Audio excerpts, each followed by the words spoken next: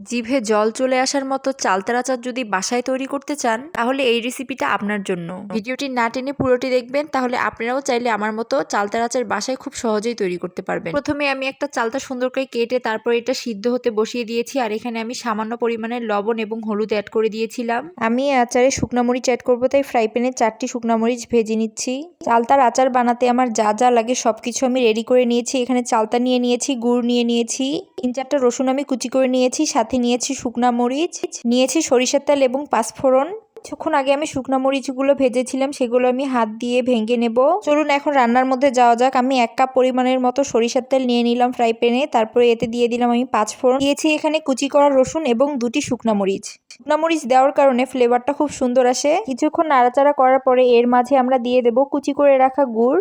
আপনারা চাইলে গুড়ের পরিবর্তে চিনিও ইউজ করতে পারেন, কিন্তু গুড় ইউজ করলে আচারটা খেতে অনেক মজা লাগে। এখন ভালোভাবে আমি গুড়টা নাড়তে চাড়তে থাকবো।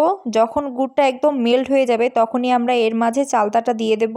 এই তো এরই মাঝে গুড়গুলো মেল্ট হয়ে গেছে, এখন আমরা চালতাগুলো ফ্রাই প্যানে ঢেলে দেব। এবার গুড়ের সাথে চালতাটা ভালোভাবে মিক্সড করে নিতে হবে।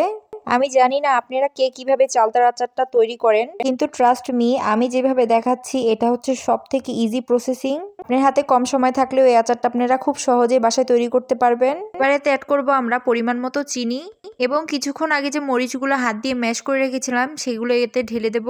এবার ভালোভাবে নেড়ে চেড়ে নিতে হবে। হ্যাঁ, চালতার আচার আমাদের অনেক ধৈর্য সহকারে বানাতে হবে, কেননা যদি এদিক ওদিক আমরা চলে যাই তাহলে চালতার পুড়ে যাওয়ার সম্ভাবনাটা বেশি থাকে, কেননা আমরা এখানে কোনো ধরনের পানি অ্যাড করি না।